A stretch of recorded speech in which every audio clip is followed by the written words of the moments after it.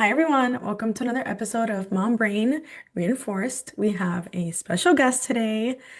Anne is with us. First of all, Anne, thank you so much for being with us today. Anne was one of the very first people that we connected with through Happy Behavior. And Anne is a very long time friend of mine. And she was the very first parent mom that gave us a shot and trusted us. And, obviously our friendship. But beyond that, we love you and love you for, just who you are and all the support you've given Happy Behavior. So I love that we get to talk today. Thank you so much for having me. I'm honestly blessed to be on this podcast. I love the work that you guys are doing. I know that you guys have a long journey ahead of you in this field, but it's going to be good and it's a good change for this field. And it's something very useful and helpful for the community. And it's something that we're definitely missing in this field. Thank you so much, and I talk about you all the time to Mel. Every so often, I'm like, "How's she doing? Have you heard from her? Like, how's it going?" Um, Oh, it's so unfortunate that we're having you on the podcast for the circumstance that we're gonna talk about today. But I would like if maybe you can give a little backstory about your baby boy, talk about him a little bit, and then we can get into what we're really gonna talk about today. okay. So my son is on the spectrum. He was diagnosed at 2 years old. He is nonverbal. We currently are using a device. We're using an AAC device, and he's been catching on fairly quickly. He's like a quick learner, thank God. We've gone through a lot of ups and downs. Me as a mother personally with him. Um, once you get the diagnosis, they don't give you a book on like how to raise a child on the spectrum or like what to do. Like I've had to like figure it out on my own. Google has been my best friend. I've been really opening at the beginning of my journey. I would ask everybody like for their opinions, for their thoughts, for advice on what to do, where to go. Um, and honestly, he's been in therapy since he was like 1.5, like speech, OT, ABA, and he's currently in all of those therapies. And I've seen a lot of progress in him. Thank God he's been doing really well from, the start of our journey. He's definitely progressed a lot. And I'm really excited to see more of his progress in this next coming up year. I can't wait to see him progress even more on the device. He's been using it independently. Sometimes he needs some sort of prompting, but overall, he's caught the concept like this is my voice. Like I need to take it with me. He'll go and grab it and bring it to me and ask for tickles. And that's really how I found out like he knows his colors, his numbers, how he understands. Like I truly am grateful for the device because I know a lot of nonverbal kids, teenagers that are nonverbal, they don't have a device, they have no way of communicating. So I'm really grateful that my son has this device. And honestly, it's been very helpful. It's been a crazy journey because it's not as easy as it looks. The device is very complicated if you were to just look at it without any training or any prior use. It's definitely confusing, but I'm just, grateful for how far he's come and seeing where his progress will take him next year when he starts kindergarten. Oh my Oh my God, goodness. I'm so kindergarten. proud of him. I see the little bit that you share or what Mel tells me. And I'm so happy that he has come so far and just having his voice, no matter what it is, whether it's a device or vocally, it's so important. And the fact that you got him there, you were able to do that is amazing. So hats off to you, Anne, because without you, who knows? No, and I'm grateful because he honestly started with a PEX binder. We had a PEX Hmm. binder, and he caught on to the PEX binder like this. Like he was quick with it. He would go and grab it and bring it to me. And so once we got the device, it was kind of pretty easy for him to catch the hang of it, just because the PEX binder like prepped him for that Right. device. Yeah. Um, so I wanted to ask you, you did say that he is in ABA therapy. Is he with the same provider or the same clinic that he started services with initially back when he was, I think you said a year and a half or two? Yeah, he started at 2 because he was diagnosed at 2. Yeah, he's been with the same provider since he was 2 years old. Oh, okay. And so, there was an incident that happened recently. I would love if you would, share a little bit about it, whatever you feel comfortable with, just to get that awareness out there and a little bit of the backstory. Yeah, okay. So, my son, he has his moments where he can get aggressive, but he doesn't engage in those behaviors for no reason. Like definitely something is going on or something made him upset for him to get to that. He was in the middle of a therapy session with his behavioral therapist present, and she had taken away a preferred toy. He wasn't complying with a demand from the other therapist, and he went into full-blown crisis. It went from like 0 to 100.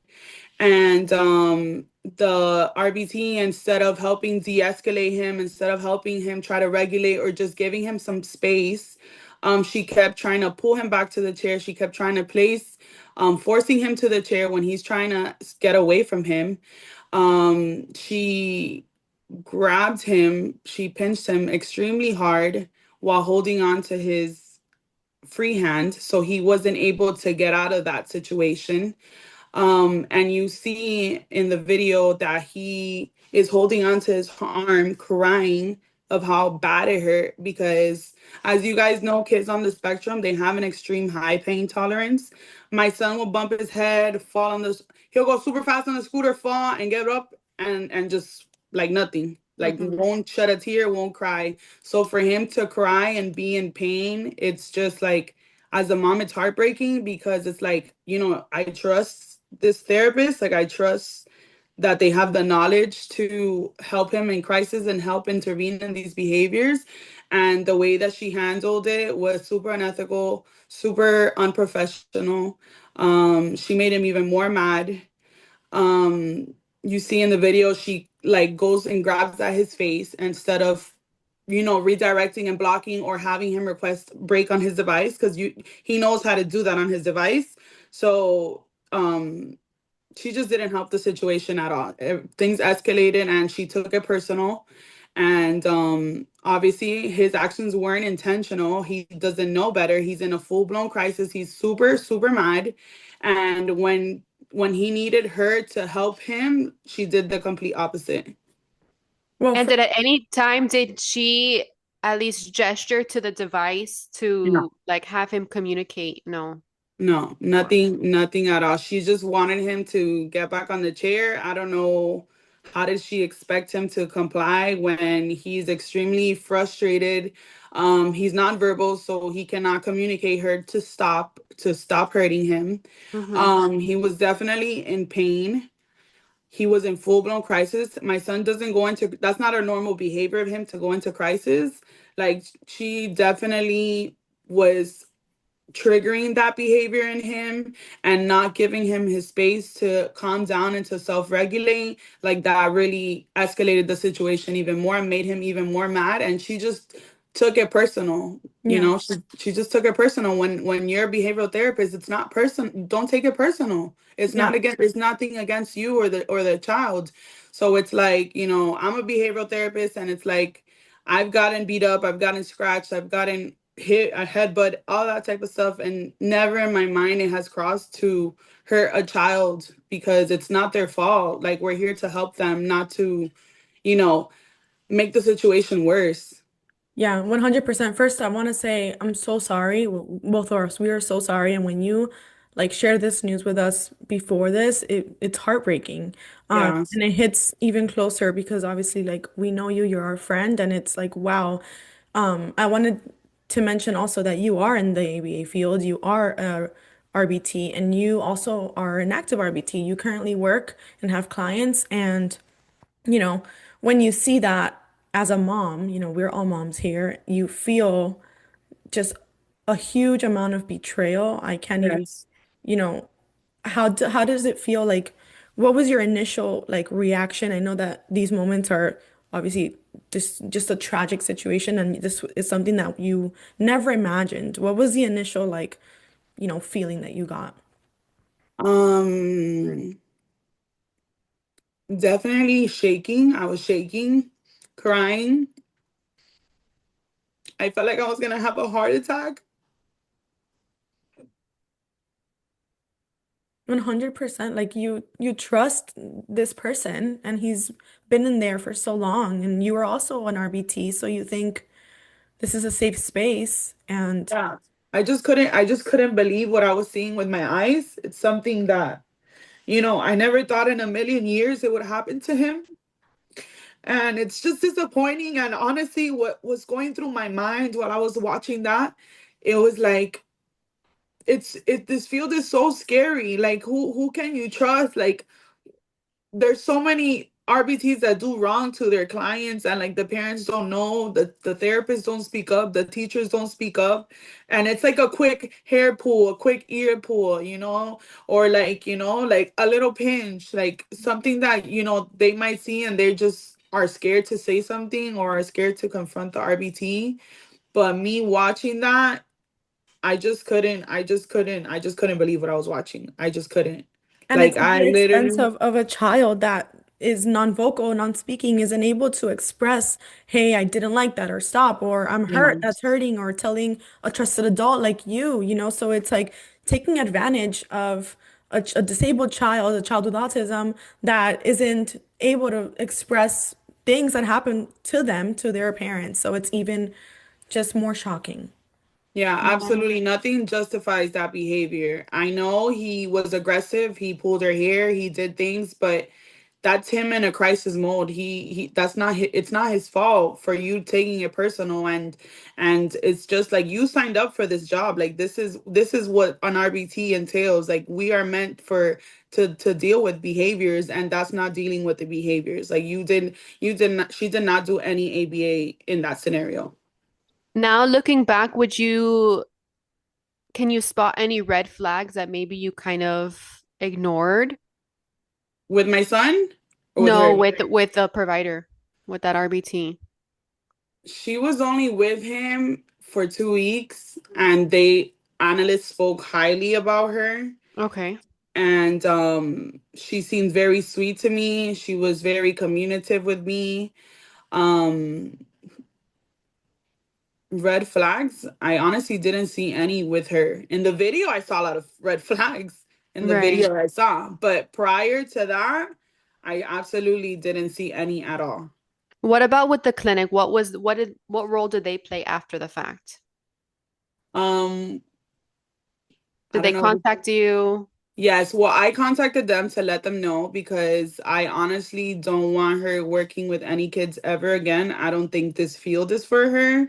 If she did that to a 5-year-old, I can't imagine what she's probably done to her past clients or what potentially she could have done to my son in the near future if he was to engage in those behaviors towards her again. Who knows if like she would have gotten comfortable with hurting him because he can't tell me anything. But I definitely saw signs in him afterwards now that I think about it. I was talking to Mel earlier and I was telling her that last week, Wednesday and Thursday, he didn't want to go to summer camp. He verbally didn't tell me, but I could tell by his like physical actions and him not wanting to go inside. He dropped to the floor in the streets, which he doesn't do. That's something that he does not do at all with me. And he's been to this camp forever, so it's not the camp. So it's definitely it was her. He probably thought like, okay, I'm going back to her.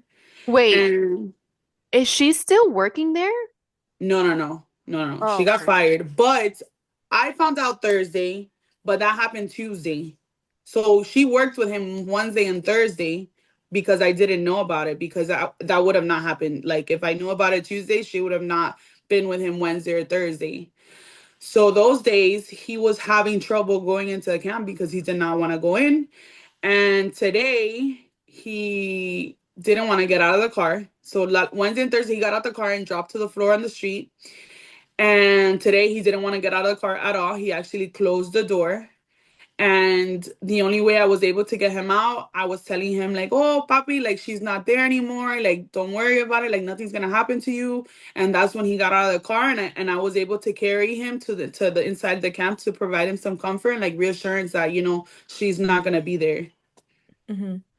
I know that like looking, well, after you saw everything and you had all of these things like trying to process all of this, and I know that maybe it's still an ongoing process for you, has the process of just you kind of seeking justice or doing what's right by your son and by, you know, what you want to do and what your goal is. Do you think that that process has been made easier by professionals, legal authorities, things like that? Has that process been an easy process? I know that you've been in talks with different people. Has that been complicated or has that been simple?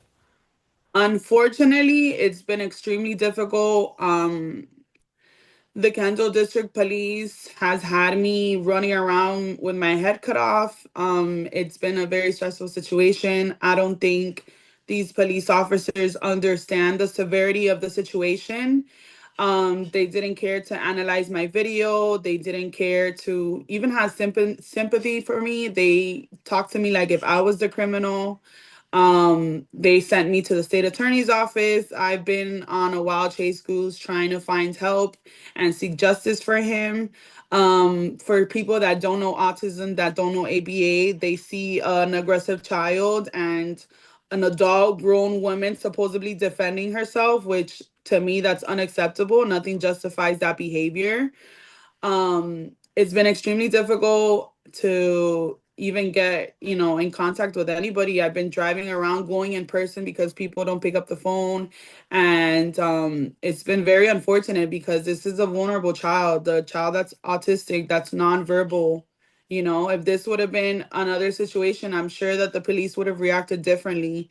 And it's unfortunate that I have to fight these battles and go through the hassle just to seek help because she's not to work with kids ever again. Like this field is not for her, and that's what I want. Like if anything comes out of it, I don't want her near a child ever again in her life. Like that's my goal. Yeah, this field is definitely not for her. And this field isn't for a lot of people. If you don't No, have the patience to keep your hands to yourself, if you are working with children who may or may not have aggressive behaviors, then go work in an office, go work with adults doing something else. absolutely, absolutely. Um, what would you, because it's unfortunate that this is not something that is so uncommon, what would you say to another parent who's experiencing something maybe similar to what you're going through now and feels lost and not knowing where to go? I would definitely don't be scared to speak up for your kid. They at the end of the day, like you're their biggest advocate. Like as a mom, as a dad, like you're gonna go the end of the world for them. And I've had situations where like people I know close to me are don't understand the severity of the situation and they're kind of like, like, oh, it's not gonna get very far. It's not, nothing's really gonna happen. But no, I want to bring awareness to the situation for parents that go through this situation, for RBTs that are engaging in those behaviors, hurting their clients without getting caught. And it's a scary place, and honestly, it's to report to who you need to report to. Seek community. I'm in a group chat with a bunch of autism moms, and I shared it in the group chat. And it's scary because it's like, who do you trust? Like, who can you trust? Like, what? It honestly made me start thinking over again. Like, what do I do? Like, I don't want anyone near him. Like, I wish I could homeschool him, and like that's not realistic. But like I can't keep him in a bubble, so what can I do as his mom to protect him? It sucks that I can't be a fly in the wall everywhere, and it's like it's a scary feeling as a mom, and even more when they're nonverbal. And I definitely want to work on him communicating to me when someone's hurt him on his device. I'm not sure how I'm gonna accomplish that, but I am gonna look into it because I do want him to, be aware that that behavior was not okay. I don't want him to think that him getting pinched or the way she reacted to him, the things she did to him is acceptable, because it's not acceptable. It just shouldn't have happened, and that's not something that that he should think that it's okay. Definitely, definitely not. And that's amazing that you are, not only going to show him, but that you're talking about that and spreading awareness because there's so many kids out there that don't have a method of communication. And God forbid something were to happen to them, whether that be at school, at therapy, at soccer practice, whatever the case is, and they have no way of telling mom or dad what happened is so unfortunate. But the fact that you're doing that is amazing. Um, I do also want to ask, what do you think like allowed this to happen in the first place? Do you think it was poor hiring, lack of training, just her as a person? Like, what do you think, you know? I think it definitely could be lack of training. Obviously, the way she handled it, it's not ABA. And Mhm. definitely just her as a person. Clearly, she is not cut out for this field. She doesn't have a passion for this field. Um, she doesn't want the best for the client. Like definitely putting him in harm's way is not the way. Um, I don't know if she was going through some stuff personal, but you should never fight your client or do or hurt them in any way. But definitely lack of training and her as a person because I'm an RBT and it's like I would never put my hand on a client ever in my life. Like, it's just like it's unacceptable. Like nothing, like I said, nothing justifies that behavior. Yeah, I do definitely think that um there is such poor ABA training out there, horrible supervision, Horrible accountability, supervision. a lot of that, and that does play a big role. I also am a little bit confused too. I think Mel, you did explain to me how is it that you found out about this situation? I know you saw a video. There was another therapist. Did the Yeah. So his speech therapist had brought it to my attention, but the way she was sitting in the room, she couldn't really see what actually happened. So she wanted to see the cameras to make sure what was it that she saw.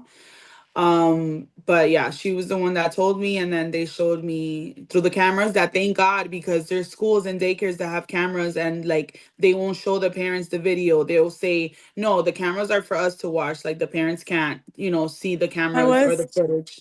yeah, and that brings me to like a thought. How many, we talked a lot about ABA and how how many other incidents like this happen that are not under a surveillance camera Mhm. or are in between walking to in a parking lot or at a playground or a community center where there's not surveillance. So it really is horrible that it's happening to us right to you right now and you're bringing this awareness, but how many other kids go through that don't get that to that information doesn't get to their parents and they're kind of like in the darkness. So we talked a little bit also about this and you and I about old ABA and new ABA and how there's no differentiation. It's just old ABA people you hear them say, "Oh no, but ABA is not like that anymore. ABA has changed and ABA is more affirming and all these wonderful things." And agreed, right? There are providers that are doing amazing things and taking huge strides to better this field and the care that we give.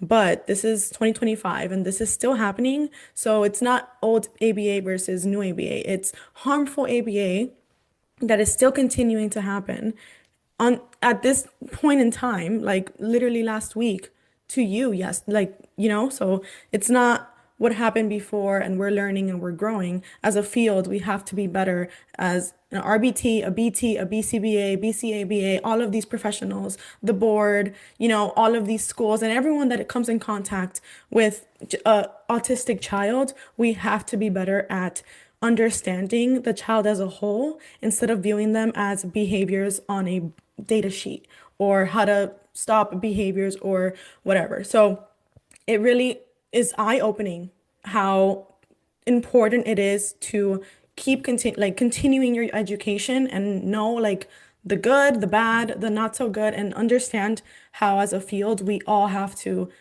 be very, very, you know, compassionate and understanding of the population that we are working with and also the parents and everyone.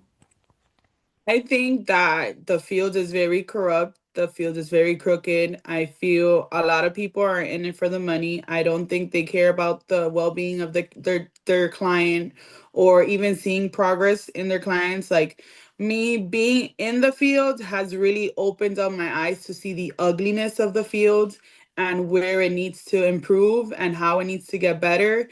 Because at the end of the day, our clients are a lot of hours, 30 hours a week, 15, 25 hours a week. And it's like, you're not seeing any progress. You're not passionate, you're not focused on seeing your client improve, and to reach independency. Because as a mother, like, that's my goal for my son, for him to be independent, for him to try to live a normal life, and to accomplish things. Like, I want him to work, I want him to live by himself, I want him to learn how to cook. Like, there's just so many things that it's like, with bad ABA, I don't see that happening for a lot of kids. Like, I see teenagers that have been in ABA for years, and you would think that they've never had ABA, of how, the lack of work from the RBT. And it's just like, parents tend to get comfortable with RBTs, that it's like, oh, she's been with my kid for 5 years, like, she's really good, but the kid still doesn't know how to do things independently. The kid is not potty trained. The kid is not, can't even make a mark on a paper. The kid, you know what I'm saying? There's no progress. And it's like,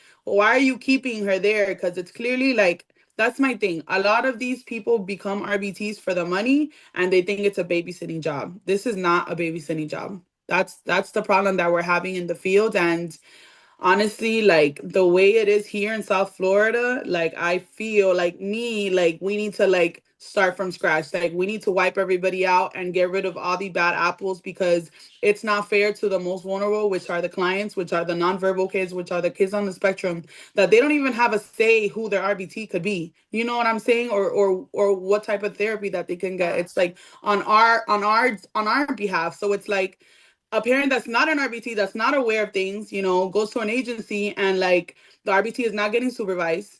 The RBT doesn't get support from their analysts. The RBT creates their own programs, creates their own data, super unethical. You know, does whatever they want, do it as babysitting. And it's just like, that's not ABA. Like, that's not the goal for these kids. And it's like, there's more bad apples in this field than good. And it's honestly so sad to say, as a mom. And now I start to understand, like, why parents are against ABA and why they decide to take their kids out, because of bad apples that do wrong by their kids. And it's something that, like, we're trusting you with our Yeah. child that's It's not like a nonverbal. mistake on something like on a data sheet or whatever. It's physical trauma and psychological trauma, emotional harm Yes, that you're doing. It's not like, oh, you made a mistake. These mistakes have very long-term consequences. So, absolutely. do you think that it can also come down to the ease of having an RBT certification? It's the requirements are very simple-ish to acquire. Absolutely. I feel like anybody can become an RBT, and I don't think it should be that easy, especially how it is here in Miami, that, like I said, people are in it for the money, and it's like, it's too easy to become an RBT. Like, I think we need to, the board needs to start from scratch and restructure the whole field, because it's very corrupted, it's very wrong. These kids are not getting the proper ABA that they need to excel in life, and that's very sad and unfortunate, because there's more people doing wrong than good in this field. And as a mom and as an RBT myself, I see it. I see it in teenagers. I've seen it in adults. I've seen it in little kids that, like I've said, have been with RBTs for 9 years, and you can't even tell they've had ABA for 9 years. And it's just like, it's too easy, and people get too comfortable. And that's just not how it works. How That's have horrible. you who have you leaned on throughout all of this? Definitely God. God has been my strength, honestly, because who knows what I would have done, how I would have reacted. But my family too. My mom has been extremely supportive. You guys, and my friends, my close friends that really love my son like their own, like they're his titis, and they're willing to go to war with me. And I'm grateful for that, because this is a situation, and it's not even a situation, it's a nightmare. Like, it's literally, I've been living a nightmare. I've been having trouble sleeping. Like, it's just been like a toll on my body, and it's like something that it shouldn't have happened in the first place. So it's like, it's a scary situation, and it's like I just want to keep him in a bubble and I just want to protect him, but reality I can't. So I don't know, I just have to really see what I'm gonna do from here on now, because I just can't trust people like that. It's just like, it's just so sad, and it's just sometimes it's like my mind can't even stop because I don't even know like what to think, like what to do. I'm just like, I just want like answers for him first. Like I want to deal with what happened to him first and then deal with everything else. But like right now my main focus is just him and just loving on him and making sure that he knows he's loved and that he's protected, and that, that I'm gonna protect him and I'm gonna make sure nothing ever happens to him again, because it's God willing, it just never happens again. Yeah, this whole situation must have really impacted and affected your trust in every single provider out there. Yes. I'm sure it would do the same for me. What would you tell parents who are maybe have just been recommended ABA therapy for their child? What would you recommend them to look out for? Some type of red flags, questions to ask their provider? What would you recommend to those parents? I would definitely ask how many times the RBT is getting supervised, how involved the analyst is going to be when it comes to programs, and definitely big on communication, like me being able to communicate with the RBT and the analyst. I've heard agencies that parents are not allowed to have the RBT's phone number, which is extremely weird, because how am I not going to have the person that's with my son 6 hours a day and like not have like immediate communication with them? Definitely like parent training. Parent training is something really big, especially for those parents that are not in the field maybe, or are new to ABA, or are new to the autism diagnosis. And definitely if your kiddo is aggressive, if they're PCM trained, if they know how to handle a crisis, if you can watch them work with your client, with your kid, and see how they handle situations or how they interact with your kid, that's also, what I catch too, when like if the RBT is very standoffish, is not wanting to pair with my kid, like that's already a red flag with me, because you're supposed to be pairing with my child at the beginning. Like you're supposed to interact and build a relationship and build a bond with them. And if you're not doing that, then that's like a red flag. So definitely watching how they work with your kid, because some people, there I've had situations where they're an amazing RBT, but they just don't pair with my son. Like they just aren't good for that age range. Maybe they're not, you know, maybe they're more of a serious RBT, more let's get to business. And at this age, at 5 years old, like it's more like playing and like, bonding with them and like tickles and bubbles and all this fun stuff. But like there's some RBTs that are amazing, but just it doesn't work out with certain types of clients and stuff. So definitely seeing like what works best for your kid. Like, for someone with my son, like definitely someone that's, very outgoing, very funny, very, he loves tickles and bubbles and squeezes and all this stuff, and like very childlike, but also like he needs someone like con carácter fuerte, like, someone that he knows that I can play with them, that it's someone that, I have to have some sort of respect as well. Um, but yeah. No, that's awesome. Any type of advice like that is great because I'm sure there's parents who are completely lost and just Googled, like, ABA. What about, because there is so much out there about negative Negative. ABA, bad ABA, all this stuff. And have you ever encountered a provider that maybe you love, that's not one of the bad apples to give some parents some type of hope that there is good out there? Yes, yes, yes. My son was blessed with an amazing RBT, that she truly, truly has been the best RBT he's had so far. And she was very communicative. I saw a lot of progress in my son. I think that's when the most I saw progress in him. She was giving me advice on what to do with him. She would always tell me what she's working on. That's something else that, parents need to be aware of, because, we have to do what they're working on in therapies. We need to carry on that at home, to make those, you strengthen those skills stronger. And yes, but unfortunately there's a lot bad than good, but there is good out there. You just have to look. It's very hard, but there are good RBTs and analysts out there, because there's also bad analysts. I've seen horrible Hmm. analysts that don't come for Yeah. supervision, that are not supportive, that, don't work on, increasing, adding programs, and, working towards bettering the child's life. And it's like, it's sad because they're the analysts, and like an RBT is supposed to depend on them and, Hmm. seek them for support. But there's a lot of analysts that don't even show up to supervision, probably see the RBT once a month, and like that's not ethical. Like that's not helping the client nor the RBT. So some RBTs feel like they're left for dead, like they need to figure it out on their own, especially if they've never been in the field. So that's where the babysitting comes in. Like, okay, as long as the kid is safe, nothing's happening to the child, like, I'm okay. I'm getting my paycheck, I'm doing my job, and taking it day by day, really. I Yeah. wanted to I wanted to ask you, I know that you're an RBT as well, and being in this field, how does before this happened, how does that what does it mean for you to be in this field and work with other individuals and kids and then, still have your son to take care of at the end of the day? I get asked a lot of times by like my clients' parents and stuff, like how do I do it? Like how do I work as an RBT and then come back home and deal with my son and his behaviors and stuff?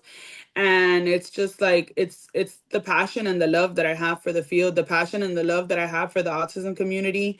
I take it as a learning experience. All the clients that I've had, I learned because I see similarities in my clients and I see it with my son. And I like working with older clients as well. I like the tough cases. Give me the tough cases, because that's where you're going to see the progress and where you actually get to like full blown work. And that's what I love. I love this field. And because of my son, I found out about this field, because I had no idea about this field when I got out of high school, which I wish I would have known. But he's definitely the reason why I got into it. And it's been definitely a learning experience and something that I can carry home. And I truly just have a passion for it. Like I do not see it as a dollar sign. I see it as helping the community and bettering the lives of those children on the spectrum. That's beautiful. I wish every provider had that answer, that they Um, were doing it for, their passion. if you haven't heard this a lot, I wanted to let you know that you're an amazing mom. I've known you since we were like what, 5, 6 years old, and seeing the mom that you are now is just, I'm so proud to call you my friend and our friend. And I watch you do all of these things for your son, and you were meant to be a mom, his mom, and you both are just so like connected. That bond is irreplicable, and you are his biggest defender. And throughout all of this and all of your challenges in life, you have always stood up and fought the fight, and you're so resilient. And I just want to let you know that this was not your fault. So I know that there's guilt surrounding all of this with you, and you probably, if your heart is heavy, know that you have us to lean on, your family, your friends, even your son. Maybe he sees you and when you're upset about these things, and he's very intuitive, and he's the biggest lover boy ever. Yes. So just know that, I just wanted to let you know that you are the best mom ever. And you should be so, so proud of yourself for how, you've I was gonna say his name, brought him up and you, and how,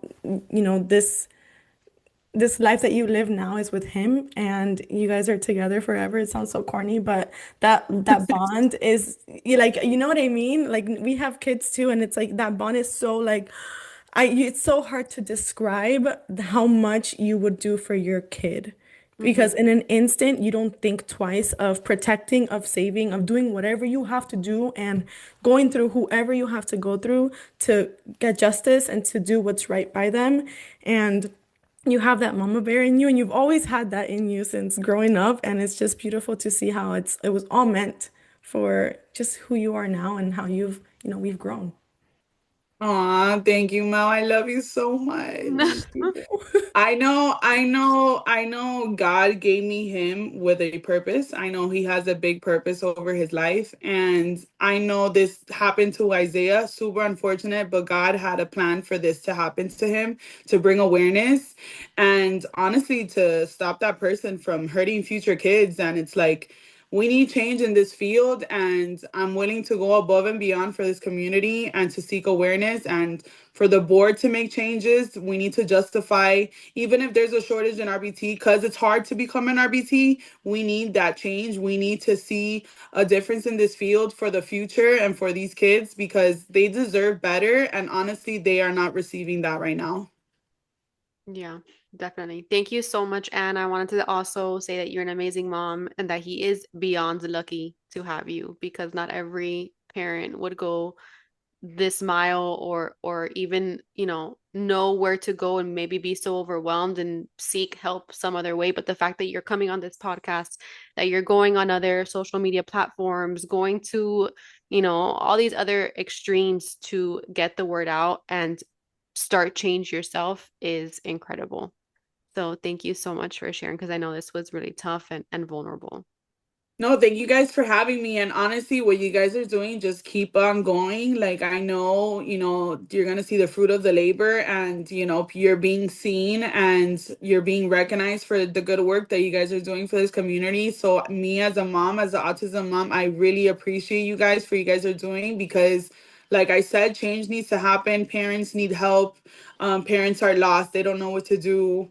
Dealing with autism is it's not easy, and it's something that doesn't come with a handbook, and it's definitely important to have knowledge and to have a big support system that's going to help you and guide you through this journey because it's a journey that's forever. It's never going to end.